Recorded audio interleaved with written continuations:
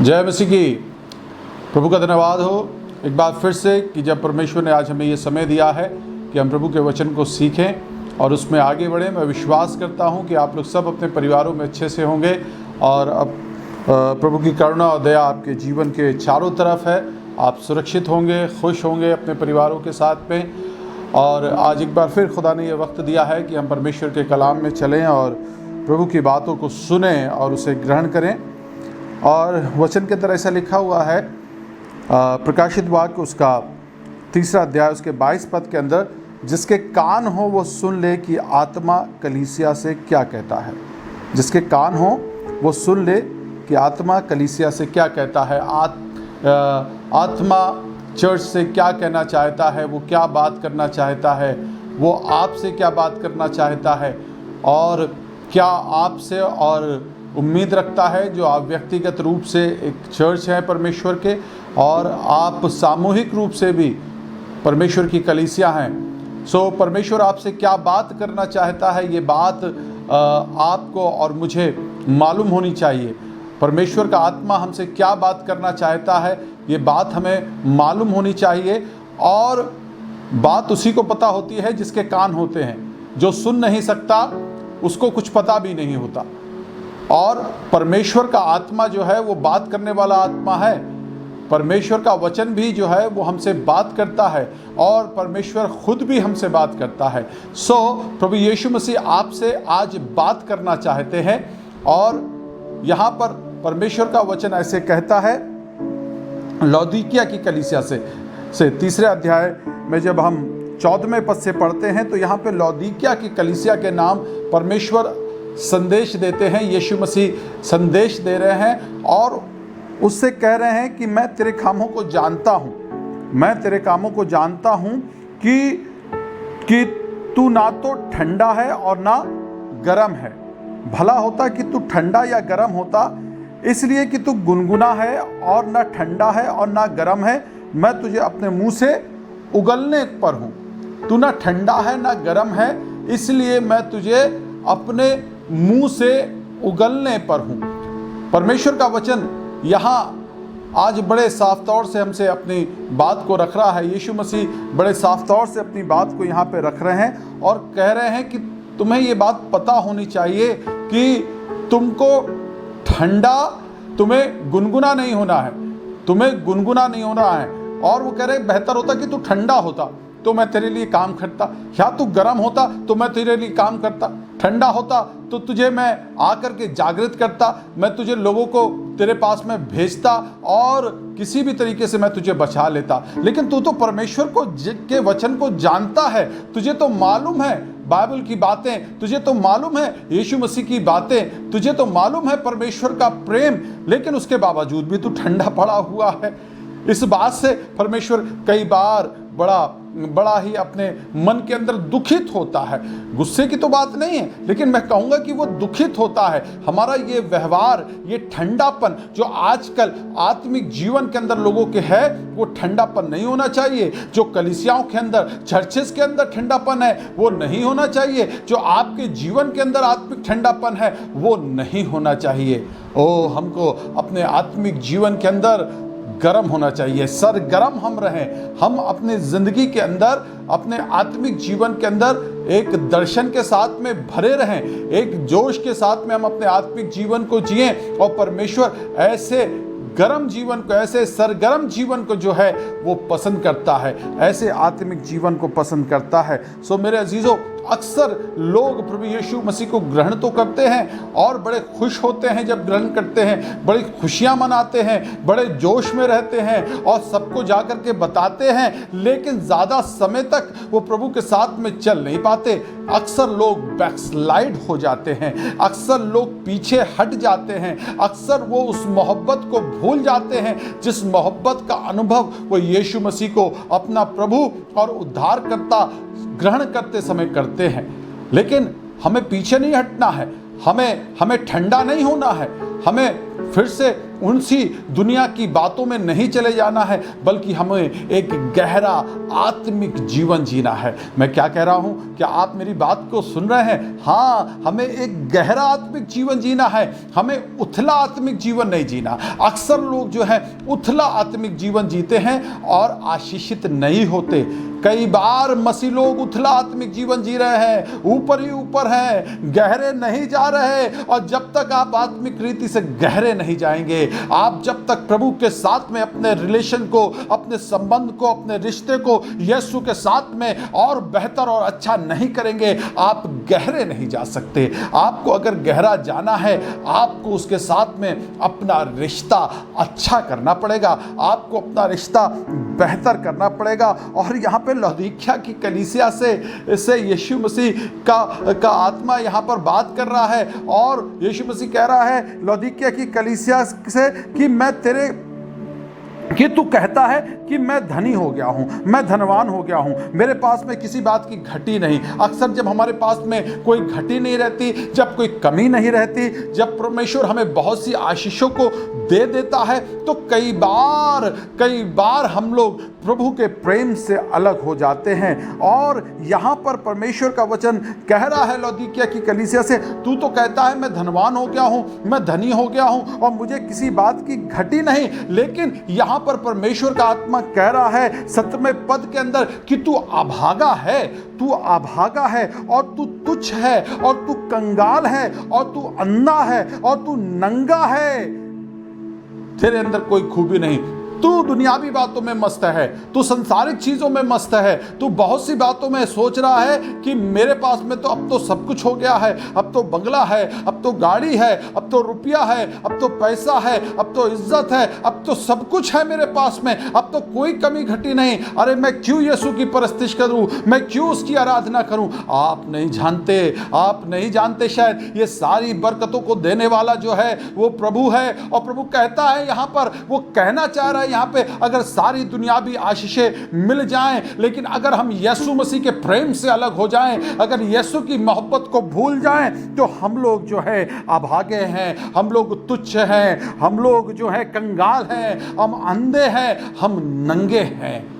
इसलिए हमें परमेश्वर के साथ में अपना गहरा आत्मिक जीवन जीना पड़ेगा, हमें डीपर जाना पड़ेगा, हमें और गहरी तरीके से परमेश्वर के साथ में अपने संबंध को जो है स्थापित करना पड़ेगा। इसलिए परमेश्वर का वचन बड़ी खूबसूरत तरीके से फिलिप्पियों उसका 4था अध्याय और उसका 8वें पद के अंदर इस प्रकार से कहता है, इसलिए हे भाइयों, जो बातें सत्य हैं, जो बातें आदरणीय हैं, जो बातें उचित हैं, जो बातें पवित्र हैं, जो बातें भावनी है, जो बातें मन भावनी है, जो बातें सद्गुण की है और जो बातें प्रशंसा की है, उन पर ध्यान लगाया करो, उन पर ध्यान लगाया करो। हमें ध्यान लगाने की जरूरत है, हमें अच्छी बातों पर ध्यान लगाने की जरूरत है, हमें बुरी बातों पर ध्यान लगाने की जरूरत नहीं है। कई बार जब हम अपनी लाइफ के अंदर सेटिस्फाइड हो जाते हैं, हमें सारी चीजें सुख की मिल जाती हैं, हम अच्छी बातों पर से अपना ध्यान हटा लेते हैं, हम लोग बुरी बातों के ऊपर अपना ध्यान लगाने लगते हैं। इसलिए कई बार हमारा आत्मिक जीवन जो है वो ठंडा होता चला जाता है, हमारा आत्मिक जीवन जो है वो कमजोर होता चला जाता है। लेकिन परमेश्वर यहां पर बता रहा है, 8 बातों को कह रहा है परमेश्वर का वचन कि सत्य जो है उस पर तुम्हें ध्यान लगाना है और आदरणीय बातों के ऊपर ध्यान लगाना है, उचित बातों के ऊपर ध्यान लगाना है। इस तरीके से 8 बातों के ऊपर परमेश्वर का वचन यहाँ पे कह रहा है कि हमें ध्यान लगाने की जरूरत है। अगर हम इन बातों के ऊपर ध्यान लगाएंगे, हम गहरा आत्मिक जीवन जी पाएंगे, हम एक गहरा मसीह जीवन जी पाएंगे और हमारा रिश्ता जो है वो रोज ब रोज मसीह के साथ में अच्छा होता चला जाएगा। मेरे अजीजों, इफिसियों उसका 3रा अध्याय और उसके 18 पद से लेकर के 19 पद तक बड़ी खूबसूरत बात यहाँ पे लिखी हुई है। और यहां परमेश्वर का वचन कहता है, और विश्वास के द्वारा मसीह तुम्हारे हृदय में बसे, और विश्वास के द्वारा मसीह तुम्हारे हृदय में बसे कि तुम प्रेम में जड़ पकड़कर और नेव डालकर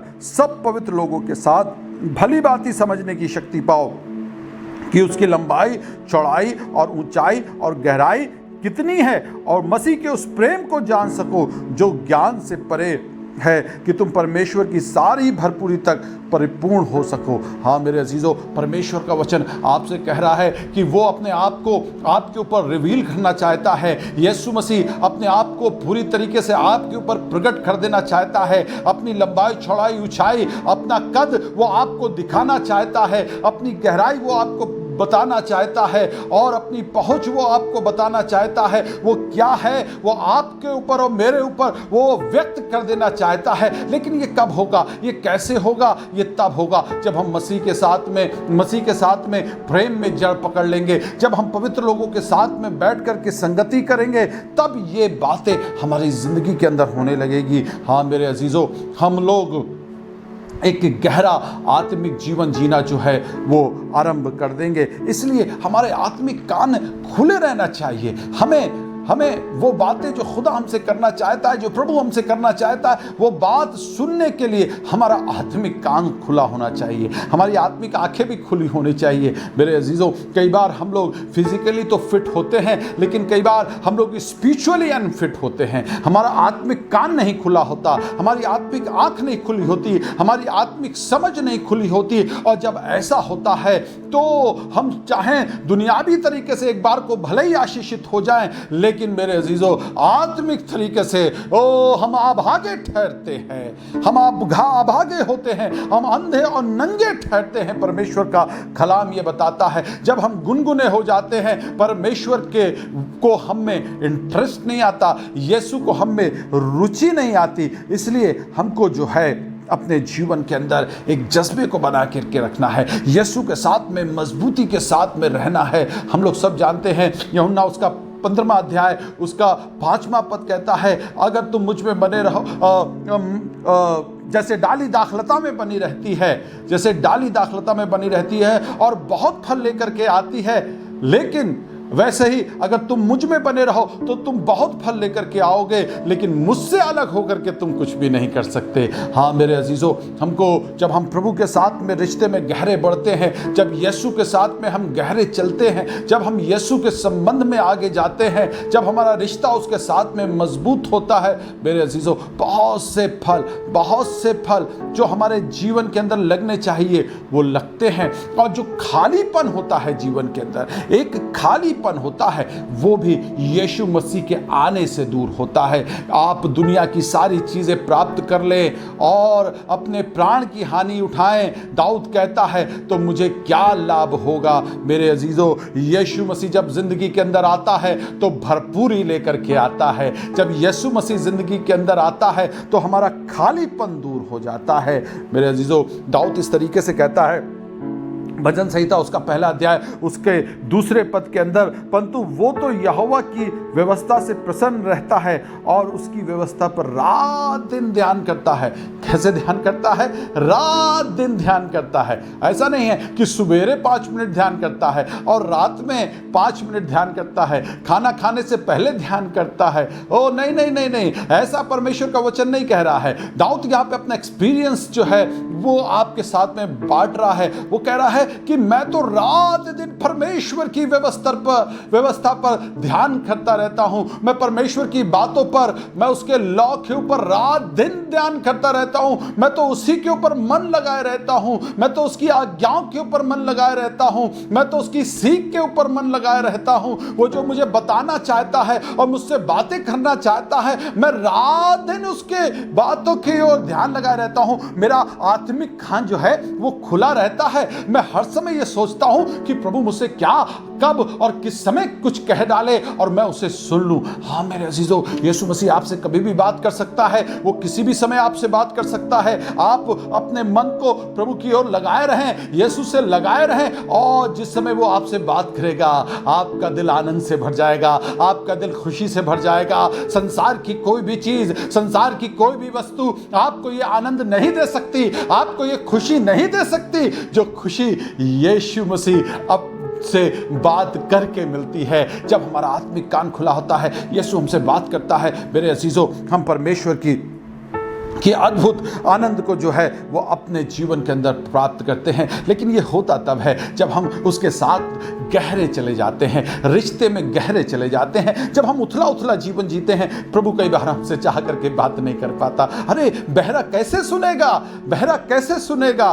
कई बार प्रभु हमको बहरा समझ करके भी इशारा करता है। कई बार आपके पास में लोग आते हैं, कई बार यीशु मसीह इशारा करता है कि मेरे वचन को सुन लो, मैं तुम्हें चाहता हूं, मैं तुमसे प्रेम करता हूं। लेकिन हम उन इशारों को भी नहीं समझते। बहरों को अक्सर इशारों से बात करनी पड़ती है। हाँ मेरे अजीजों, यीशु मसीह आपसे और कई लोगों से इशारों से बात कर चुका है, लेकिन आपने शायद उसे समझा नहीं। वो आपको चंगा करना चाहता है। शरीर की बात नहीं कर रहा मैं आज आत्मा की बात कर रहा हूं। जो हमारा आत्मिक कान बहरा है, हम जो आत्मिक रीति से अपाहिज हैं, परमेश्वर हमारी आत्मिक अपाहिजता को दूर करना चाहता है। ऐसा उथले जीवन के अंदर हम कई बार आशीषित नहीं हो सकते, लेकिन जब हम गहरा आत्मिक जीवन जीते हैं, हमारे जीवन के अंदर आशीष आती है। परमेश्वर का वचन कहता है, लूका उसके 6 अध्याय के अंदर इस प्रकार से लिखा हुआ है कि 2 मनुष्य थे, एक बुद्धिमान था और एक मूर्ख था।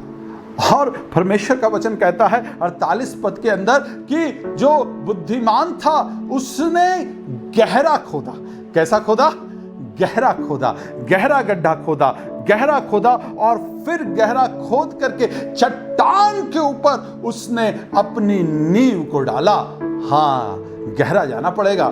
जब तक हम गहरे नहीं जाएंगे, परमेश्वर की आशीष हमारे जीवन के अंदर नहीं आएगी। लूका उसके 5वें अध्याय के अंदर एक जिक्र है कि पतरस ने पूरी रात कोशिश करी और मछली नहीं पकड़ पाया, और यीशु मसीह ने उससे कहा, अरे थोड़ा गहरे में ले चल। और जब वो थोड़ा सा गहरे में लेकर के गया तो बहुत सी मछलियां पकड़ लाया।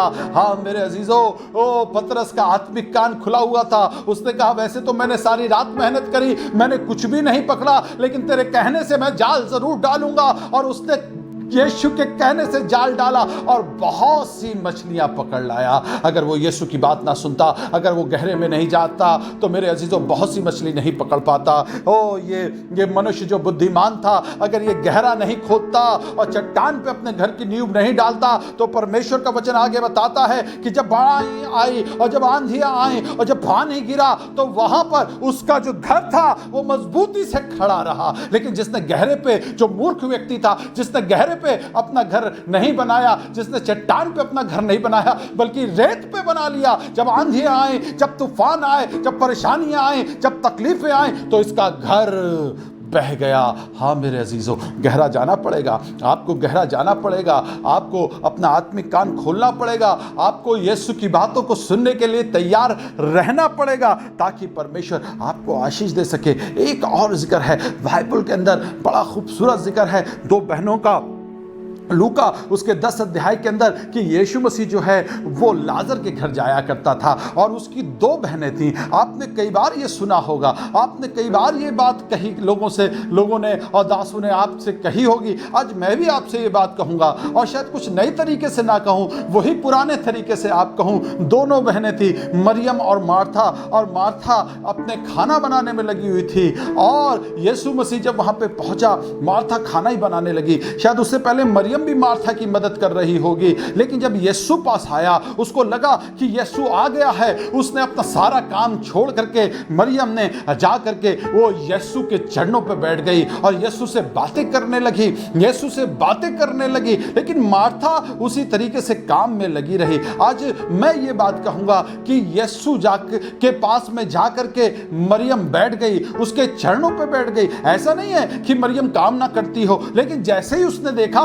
कि यीशु आ गया है, यीशु पास है, यीशु करीब है, वो जा करके झट से उसके चरणों पे बैठ गई। मेरे अजीजों, उसने देर नहीं करी, वो सारे काम को छोड़ करके यीशु के चरणों पे बैठ गई। कई बार हम अपने कामों को छोड़ करके यीशु के पास नहीं बैठते, कई बार हम यीशु के साथ समय नहीं गुजारते, कई बार यीशु हमारे करीब आ जाता है। कई बार मैं विश्वासियों से कहना चाहता हूं, मैं दासों से कहना चाहता हूं, यीशु आपसे बात करता होगा। यीशु कहता होगा, अरे अपना काम छोड़ दो, अपना काम छोड़ो, आओ और मेरे साथ बैठो, मुझसे बातें करो, मुझसे गुफ्तगू करो, मैं तुम्हें आज बहुत सी बातें बताऊंगा। अरे आओ और यहां बैठो और मेरी सुनो।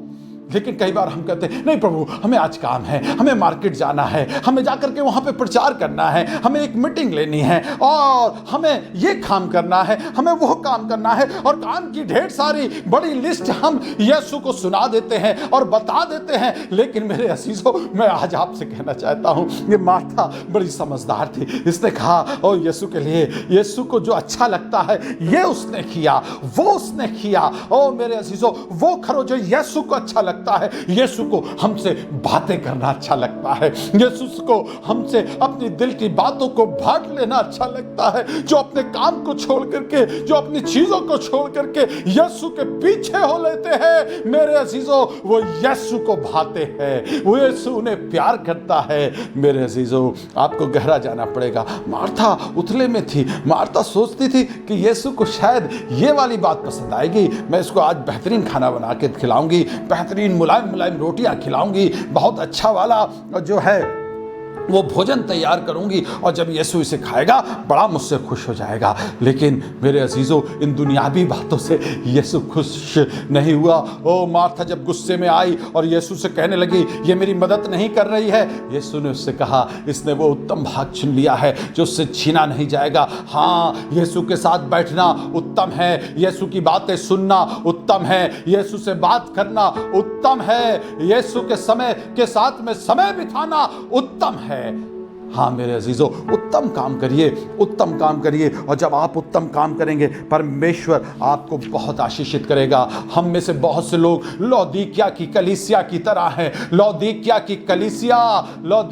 कलीसिया ओ ठंडी हो चुकी थी, ओ वो गुनगुनी हो चुकी थी, वो गुनगुनी हो चुकी थी, और वो किसी भी तरीके से परमेश्वर की बातों को सुनने के लिए उसके पास में कुव्वत नहीं बची थी, कोई ताकत नहीं बची थी, वो बहरी हो चुकी थी। लेकिन परमेश्वर का वचन यह कहता है जिसके कान हो वो सुन ले, जिसके कान हो वो सुन ले कि परमेश्वर कलीसियाओं से क्या कहता है। परमेश्वर कलीसिया से यह कहता है कि अच्छी बातों की ओर ध्यान लगाओ, अच्छी बातों की ओर ध्यान लगाओ, और जो अच्छी बातें हैं मेरे अजीज़ों उनकी ओर आज आप ध्यान लगाना शुरू करें। परमेश्वर आपकी ज़िंदगी के अंदर बहुत आशीषों को देने जा रहा है। मेरे अजीज़ों, आपकी परिस्थिति, आपकी आत्मिक हालात, आपकी आत्मिक स्थिति बदलने जा रही है, और आप गहरे होने जा रहे हैं। यीशु के साथ आप बढ़ने जा रहे हैं। ये परमेश्वर की इच्छा है, ये यीशु की योजना है कि उसके लोग उसके साथ में एक डीपर क्रिश्चियन लाइफ जिए, एक गहरा मसीह जीवन जिए। अगर हम उथले जिएंगे हम आशीषित नहीं होंगे, हम आशीषित नहीं होंगे। पतरस उदास होकर के अपने जाल को साफ कर रहा था, उसने कुछ भी नहीं पाया, लेकिन जब उसने यीशु के साथ में अपनी नाव को वो गहरा लेकर के गया, वो बहुत सी मछलियां पकड़ लाया। प्रभु की योजना है आपके लिए, प्रभु का प्रेम है आपके लिए, वो आपके साथ खड़ा है, वो आपसे प्यार करता है, वो आपके दिल के दरवाजे पे खड़ा हुआ खटखटा रहा है। प्रकाशित वाक्य 3:20 के अंदर लिखा हुआ है, वो दिल के दरवाजे पर खड़ा हुआ खटखटा रहा है। वो आपके साथ बैठना चाहता है, वो आपके साथ संगति करना चाहता है, वो आपको गहरे में ले जाना चाहता है। हाँ मेरे अजीज़ों, परमेश्वर नई बरकतों को, नई आशीषों को आज के दिन से आपके जीवन के अंदर देना चाहता है। आइए हम दुआ करें। प्रभु यीशु मसीह, हम आपका धन्यवाद करते हैं इस घड़ी के लिए, जब आपने इस वचन के द्वारा हमसे अद्भुत तरीके से बात करी है। हम चाहते हैं प्रभु जी, विश्वासी लोग, मसीह लोग प्रभु तेरे साथ में गहरा जीवन जिए और तेरे वचन के अनुसार चलें। हाँ मेरे बाप, अगर हम उथले रहेंगे हम वो बातें नहीं जान पाएंगे, हम वो चीज़ें कभी नहीं जान पाएंगे जो कल्पनाएं आपने हमारे लिए की हैं। हाँ मेरे बाप, जब हम आपसे बात करते हैं तो आप हमारी सुनते हैं। प्रभु जी, आपने जो वचन से हमसे बातचीत करी है इसके लिए हम आपका धन्यवाद देते हैं। यीशु मसीह के नाम से मांगते हैं, आमीन।